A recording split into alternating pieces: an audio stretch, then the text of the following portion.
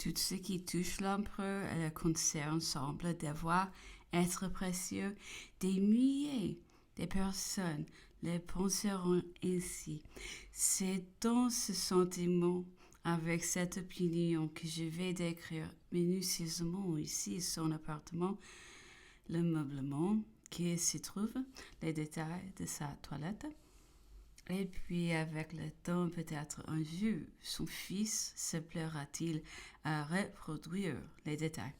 La contexture de sa prison, peut-être aimera-t-il à s'entourer d'objets éloignés d'ombres fugitives qui lui recomposeront une espèce de réalité. L'appartement de l'empereur est formé de 2 pièces A et B. Ainsi qu'on peut le voir sur le plan de longueur inséré au premier volume, chacune de 15 pieds de long sur du de large et d'environ 7 de haut. Un assez mauvais tapis en couvre le plancher, des pièces de nankin. Tendu en guise de papier, les tapis sont toutes deux. Dans la chambre à coucher A, se voit le petit lit de campagne A, où couche l'empereur, le canapé B, sur lequel il repose la plus grande partie du jour. Il est encombré de livres qui semblent lui en disputer l'usage. À côté est un petit guéridon, sur lequel il déjeune et dîne dans son intérieur et qui le soir porte un chandelier à 3 branches, recouvert d'un grand chapiteau. Entre les 2 fenêtres, à l'opposite de la porte, est une commode contenant son linge et sur laquelle est son grand nécessaire. La cheminée supportant une fort petite glace présente plusieurs tableaux. À droite est celui de Roderon sur un mouton par Aimé Thibault. À gauche, en pendant, est un autre portrait de Roderon, assis sur un carreau, essayant une pantoufle, par la même hauteur. Plus bas, sous la cheminée, est une petite buste en marbre du même enfant. 2 chandeliers, 2 flacons et 2 tasses de vermeil, tirées du nécessaire de l'empereur, achevant l'ornement et la symétrie de la cheminée. Enfin, au pied du canapé, précisément en regard de l'empereur quand il y repose étendu, ce qu'il a eu la plus grande partie du jour, est le portrait de Marie-Louise, tenant son fils entre ses bras par Isabelle. Ce mauvais petit réduit est ainsi devenu un sanctuaire de famille. Il ne faut pas oublier sur la gauche de la cheminée est en dehors des portraits la grosse montre d'argent du grand Frédéric, espèce de rêve matin, prise à postal, est en pendant à droite la propre montre de l'empereur, celle qui portait à l'armée d'Italie, recouverte des 2 côtés d'une boîte en or portant son chiffre B. Voilà la première chambre. La seconde pièce B, servant de cabinet, présente le long des murs du côté des fenêtres, des planches brutes posées sur des simples tréteaux, supportant un bon nombre de livres épars et les divers chapitres écrits par chacun des nus, sous la dictée de l'empereur. Entre les 2 fenêtres est une armoire en forme de bibliothèque. À l'opposite, un second lit de campagne, semblable au premier, sur lequel l'empereur repose parfois le jour et se couche même la nuit après avoir quitté la première, dans ses fréquentes insomnies ou avoir travaillé ou promené quelque temps seul dans sa chambre. Enfin, dans le milieu est la table de travail avec l'indication de la place qu'occupe ordinairement l'empereur et chacun de nous quand il nous dicta. L'empereur fait sa toilette dans sa chambre à coucher quand il se déshabille, ce qu'il fait de ses propres mains. Il jette tout ce dont il se dépouille par terre s'il ne se trouve là, un de ses valets de chambre peut s'en saisir. Combien de fois je me suis précipité pour ramasser ce cordon de la Légion d'honneur quand je les voyais arriver sur les planchers. La verbe est une des dernières parties de sa toilette qui ne vient qu'après qu'on lui a mis ses souliers. Il se rase du jus lui-même, étant d'abord sa chemise et demeurant en simple gilet de flanelle qu'il avait quitté sous la chaleur de la ligne et qu'il a été obligé de reprendre à Longueuil à la suite de vives coliques dont il a été immédiatement soulagé par la reprise de la flanelle. L'empereur se rasa dans l'embrasure de la fenêtre à côté de la cheminée. Son premier valet de chambre lui présente le savon et un rasoir.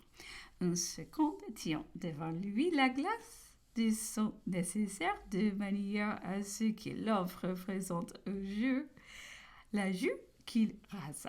Ce second valet de chambre l'avertit si le rasoir a laissé quelque chose en arrière. Cette joue rasée, il se fait une évolution complète pour l'autre, chacun changeant de côté. L'empereur se lave ensuite la figure et très souvent la tête dans un grand lavabo d'argent. F. Fixé dans l'encoignure de la chambre à portée de l'Élysée. Vient ensuite l'histoire des dents, après quoi l'empereur quitte son gilet de flanelle. Il est fort peu velu et la peau blanche est présente d'une certaine embonpoint qui n'est pas de notre sexe, ce qu'il observe parfois gaiement. L'empereur se frotte alors la poitrine et les bras avec une brosse azurite, la donne ensuite à son valet de chambre pour qu'il lui frotte les dos et les épaules, qu'il arrondit à cet effet. Nous répétons d'ordinaire quand il est de bonne humeur, alors forte comme sur une âne. Il s'inondait ensuite tôt de Cologne, tant qu'il en a eu à sa disposition, mais il en a bientôt manqué et ne s'en trouvant point dans l'île. Il a dû se réduire à de l'eau de lavande, ce qui était pour lui une privation réelle. Quand il était en gaieté ou sans préoccupation, il lui arrivait d'ordinaire à la fin du frottage de ses épaules, comme à chaque évolution pour les deux côtés de sa barbe, de considérer en face quelques secondes. Le valet de chambre en service de lui appliquer ensuite une bonne tape sur les oreilles en l'accompagnant de quelques mots de plaisanterie. C'est là, sans doute, ce que les faiseurs de libelles et de pomelettes ont appelé battre coulement tout ce qui était autour de lui, car à nous aussi, il lui arrivait souvent de nous pincer l'oreille ou de nous l'apprendre à prendre à l'expression qui accompagnait toujours ce geste. Nous devions penser qu'on était bien heureux au temps de sa puissance d'une pareille faveur. C'est ce qui me rappelle du reste et m'explique tout à fait aujourd'hui certaines paroles d'un de ces anciens ministres. Ce ministre, le duc de Cré, au temps de sa gloire et de sa faveur, désirait vivement une certaine race. Après avoir parcouru avec moi toutes les chances de succès, il lui échappa de dire dans le penchement: je l'aurai après tout la première fois que je serai bourru. Et sur ce qui remarquait quelque chose sur ma figure, il ajouta avec un sourire significatif: mon cher, c'est qu'après tout, ce n'est pas aussi terrible que tu le penses. Ne l'est pas que vous, je t'assure. L'empereur ne sortait de sa chambre Kabylie a toujours un soulier ne portant des bottes que le matin s'il allait à cheval. En arrivant à Longwood, il a quitté son petit uniforme vert de la garde. Il n'a plus à leur porter qu'un habit de ses chasses dont on avait ôté le galon. Il lui allait assez mal et commençait à être fort usé. On s'inquiétait déjà comment on le remplacerait. Du reste, ce n'était pas le seul besoin de cette espèce dont il était enterré. Nous souffrirons de le voir contraint, par exemple, à porter plusieurs jours les mêmes pas de soie, et nous nous récrions sur ce qu'on pouvait compter les jours par le nombre des marques que les souliers tracés. Il ne faisait qu'en rire. Dans toute autre chose, il a continué son coutume habituelle, veste et culotte, des casuures blanches et cravate noire. Enfin, quand il allait sortir, c'est à lui de nous qui se trouvait là lui donner son petit chapeau remarquable, en quelque sorte devenu identique à sa personne, et dont on a déjà volé plusieurs depuis que nous sommes dans l'île, car quiconque nous approche est avide d'en remporter quelque chose. Combien de fois chacun de nous a été persécuté par les personnes les plus distinguées pour en obtenir ne fût-ce qu'un bouton de son habit ou toute autre minutie de même nature. J'assistais presque tous les jours à cette toilette, soit que je me trouvasse pour la fin de mon travail, soit que je fusse appelée pour causer. Un jour, considérant l'empereur remettre son gilet de flanelle, mes traits exprimaient sans doute quelque chose de particulier. De quoi serait votre excellente expression de sa bonne humeur? Qu'est-ce qui le coupe en ce moment? Sire, c'est que je viens de trouver dans un pamphlet que votre majesté, peu plus de sérénité, était cuirassée nuit et jour. Certains salons de Paris disaient aussi quelque chose de semblable, et entendu pour preuve l'embonpoint subi de votre majesté, qui souvent d'eux n'était pas naturel. Oh, j'ai pensé en cet instant que je pourrais témoigner avec connaissance de cause que cet embonpoint était très naturel, et que je pourrais affirmer aussi que Sainte-Hélène, du moins votre majesté, avait laissé toute précaution de côté. Cette ou des mille est une bêtise qu'ils ont écrite sur mon compte.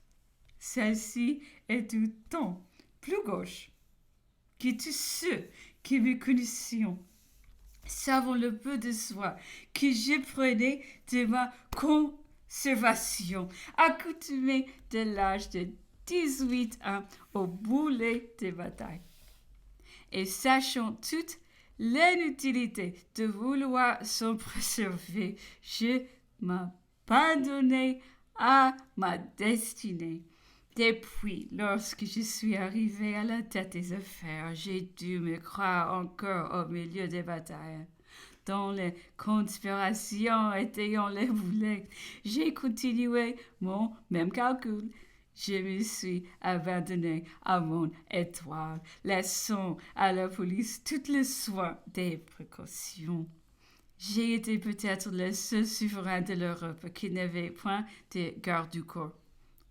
On m'abordait sans avoir à traverser une salle de garde quand on avait franchi l'enceinte extérieure des sentinelles. On avait la circulation de tout mon palais. C'était un grand sujet d'étonnement pour Marie-Louise de me voir si peu de défense. Elle me disait souvent que son père était bien mieux gardé, qu'il avait des armes autour de lui pour pouvoir jeter aux Tuileries comme ici. Je ne sais seulement pas où est mon épée. La voyez-vous? Ce n'est pas, continuait-il, que je n'ai couru des grands dangers. Je compte 30 et quelques conspirations à pièces authentiques, sans parler de celles qui sont demeurées inconnues. D'autres en inventant. Moi, j'ai soigneusement caché toutes celles que j'ai pu. La crise a été bien forte pour mes yeux. Surtout depuis Marengo, jusqu'à la tentative de Georges et l'affaire du duc d'Enghien. L'empereur disait que 8 jours avant l'arrestation de Georges, un des plus déterminés de sa bande lui avait remis en main propre une pétition à la parade. D'autres intrusiront à Saint-Cloud ou à Malmaison parmi les gens. Enfin, Georges lui-même paraît avoir été fort près de sa personne et dans un même appartement. L'empereur, indépendamment de son étoile, attribue son salut à certaines circonstances qui lui étaient propres. Ce qu'il avait sauvé sans doute, disait-il, c'était d'avoir vécu des fantaisies, de n'avoir jamais eu d'habitude régulière, ni de marche suivie. L'excès de travail le retenait dans son cabinet chez lui. Il ne dînait jamais chez personne, allait rarement au spectacle et ne paraissait guère que quand et où il n'était pas attendu. Les deux attendant que l'avion mit le jeu en péril, me disait-il tout en gagnant le jardin, la toilette finie, étant ceux de sculpteur Ceracchi et du fanatique de Schönbrunn. Ceracchi, avec quelques forcenés, avait résolu la mort du premier consul et devait l'amener aux sorties de sa loge au spectacle. Le consul averti s'y rendit néanmoins et passa hardiment au travers de ceux qui s'étaient montrés le plus empressés à venir occuper leur poste. On ne les arrêta que milieu vers la fin du spectacle. Ceracchi, disait l'empereur, avait jadis adoré le consul, mais il avait juré la perte et puis qu'il ne voyait plus en lui, prétendait-il, qu'un tyran. Ce sculpteur avait été comblé par le général Bonaparte. Il en avait exécuté le buste, en sollicité en ce moment, par tous les moyens imaginables, d'obtenir seulement une séance et peu une correction, disait-il, nécessaire, conduit par son étoile. Les consuls ne peuvent disposer d'un instant et pensant que le besoin était la véritable cause des pressantes sollicitations de Ceracchi et lui fit donner 6 000 francs. Il se méprenait étrangement. Ceracchi n'avait eu d'autre intention que de le poignarder quand il poserait. La conspiration fut dévoilée par un capitaine de la ligne complice lui-même. Étrange modification de la cervelle humaine, observait Napoléon, et jusqu'où ne vont pas les combinaisons de la folie et de la bêtise. Cet officier vivait en heureux comme consul, mais il m'adorait comme général. Il voulait bien qu'on m'arrachât de mon poste, mais il était bien fâché qu'on m'eût ôté la vie. Il fallait, disait-il, se savoir de moi, ne pas me faire de mal, et m'envoyer à l'armée puis y continuer de battre l'ennemi et de faire la gloire de la France. Le reste conjuré lui rit au nez. Mais quand il vit distribuer des poignards et qu'on dépassait ses intentions, alors il vint lui-même dénoncer tout au consul. À ce sujet, quelqu'un dit à Napoléon qu'il avait été témoin à fait d'une circonstance qui mit la plus grande partie de la salle en émoi. L'empereur arrivait dans la loge de l'impératrice Joséphine, à peine assis. Un jeune homme grimpe vivement sur la banquette qui était au-dessus de la loge et pose la main sur la poitrine de l'empereur sur le spectateur du côté opposé féminin. Heureusement que ce n'était qu'une pétition que l'empereur prit et lut froidement. Le phonétique de Chambrun disait l'empereur était le fils d'un ministre protestant d'Erfurt, qui, vers le temps de la bataille de Wagram, résolut d'assassiner Napoléon en pleine parade. Déjà, il était venu à bout de percer l'enceinte des soldats qui, éloignant de l'empereur, déjà il avait été refusé 2 ou 3 fois d'auprès de lui quand le général Rapp voulant de nouveau l'éloigner de la main, rencontra quelque chose sous son habit. C'était un couteau d'un pied de demi de longue pointure et tranchant des 2 côtés. Je n'ai frémi en les considérant, disait l'empereur. Il n'était enveloppé que d'une simple gazette. Napoléon se fit amener l'assassin dans son cabinet. Il appela Corvisor et lui ordonna de têter l'épaule au criminel, tandis qu'il lui adressait la parole. L'assassin demeura condamnant sans émotion, avouant son acte d'une voix ferme et citant souvent la Bible. « Que me voulez-vous, dit l'empereur, vous tuez. Que vous ai-je fait? Qui vous a établi mon juge ici-bas? Je voulais terminer la guerre. Et que ne vous adressiez-vous à l'empereur François? Louis! Et à quoi bon? Il est si nous, disait l'assassin, et puis lui meurt, un autre lui succéderait au lieu qu'après vous, les Français disparaîtraient aussitôt de toute la bagne. Vainement, l'empereur chercha à l'émouvoir. Vous répondez-vous, lui dit-il. Non, le ferez-vous encore? Oui, mais si je vous fais si grâce. Ici pourtant, disait Napoléon, la nature reprit un instant ses droits, la figure, la voix de l'homme alterant momentanément. Alors dit-il, je croirais que Dieu ne le veut pas. Mais bientôt, il reprit toute sa férocité. On le garda à l'écart plus de 24 heures sans manger. Le médecin l'examina encore. On la questionna de nouveau. Tout fut inutile. Il resta toujours le même homme, ou peut mieux dire, une véritable bête féroce. Et on l'abandonna à son sort.